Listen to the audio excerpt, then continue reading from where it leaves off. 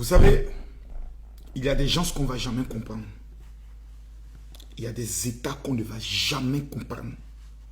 Voici un groupuscule de putschistes qui crée l'AES, l'Alliance des États en souffrance, incapables de ramener la sécurité dans leur propre pays, incapables de pouvoir, c'est-à-dire sécuriser le carburant dans leur pays. On voit toute la misère, la poussière dans certains endroits.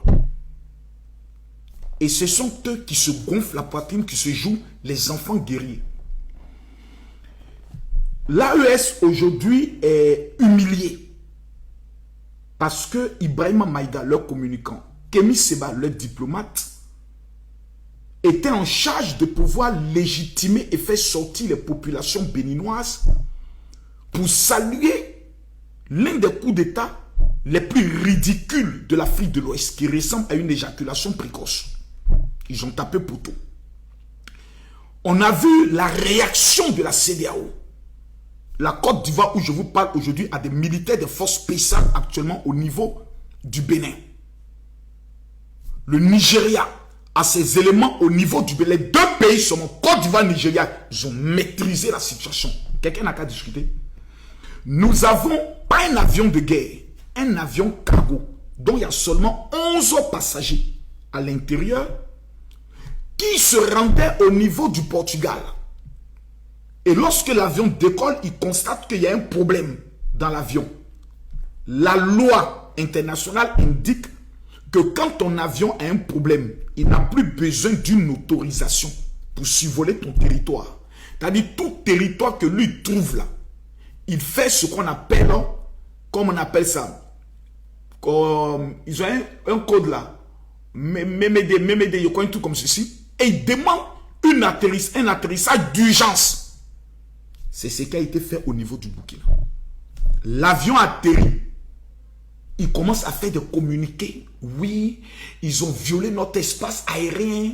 Un avion militaire du Nigeria. Comme ils ont vu le Nigeria chicoter au niveau du Bénin. Les lâches. 11 passagers. Ils sont en train de trembler sur eux-mêmes. En train de faire les communiqués à la con. Ça se muscle. Un avion. Désormais, nous n'allons pas. Entendez-moi qui a envie de survoler même votre territoire. Votre territoire est rempli de djihadistes. Qui a envie de passer là-bas? Entendez-moi qui s'intéresse même à vos pays. Vos pays qui sont les derniers de l'Afrique de l'Ouest. Les plus pauvres. Mais à un moment donné, connaissez votre place. Arrêtez de faire chier les gens. C'est-à-dire, quelqu'un a un problème. Il passe chez toi. Automatiquement, il devient ton ennemi. Vous, les trois pays là, vous êtes sûrs que si le Nigeria dit demain, ils viennent chercher l'avion, de gré ou de force, vous trois, ils vont vous coller ensemble, vous bastonner, frapper va vous dégoûter. Vous voyez que le Nigeria, c'est la Côte d'Ivoire. Ceux qui vous font vos bêtises, vous prenez les soldats, vous les condamnez à perpétuité. Tentez avec le Nigeria. Vous n'avez pas dit, vous n'avez pas pitié de vous-même. Des scènes djihadistes bloquent vos carburants, maltraitent vos populations. Vous êtes incapable d'apporter la sécurité depuis plus de 3 ans. C'est sur le Nigeria, maintenant vous allez... Ah là, c'est les Anango, hein, c'est les Aoussa, ils n'ont pas de temps. Hein. Ils vont vous, j'ai dit, ils vont vous bastonner. Maintenant, si vous voulez créer une guerre, CEDEAO, AES, vous savez que c'est en moins de 2 heures. Hein. Même 2 heures, c'est trop, c'est en 30 minutes. C'est-à-dire, c'est 30 minutes de bombardement de tous vos sites militaires. Et puis vous allez venir vous rallier vous-même comme des gamins. Un simple avion en détresse atterrit chez vous, vous amenez tous vos généraux à la télévision gonfler la poitrine.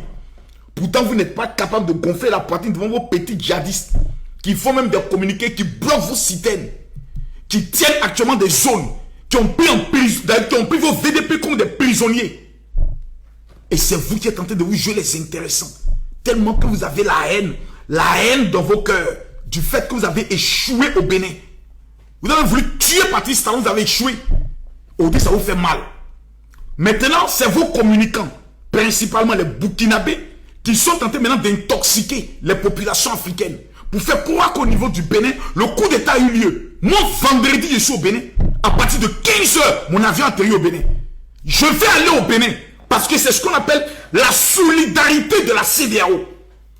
Je vais aller dire à mes frères béninois et au monde entier, regardez, ils mentent, hein, tout va bien au Bénin.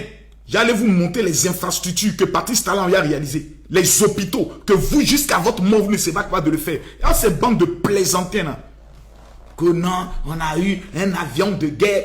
Si avion de chasse nigérien, un seul s'élève, même pour survoler tout votre territoire puis revenir chez lui, est-ce que vous pouvez avoir guerre de dire on déclare la guerre au Nigeria? Vous qu'on voit là.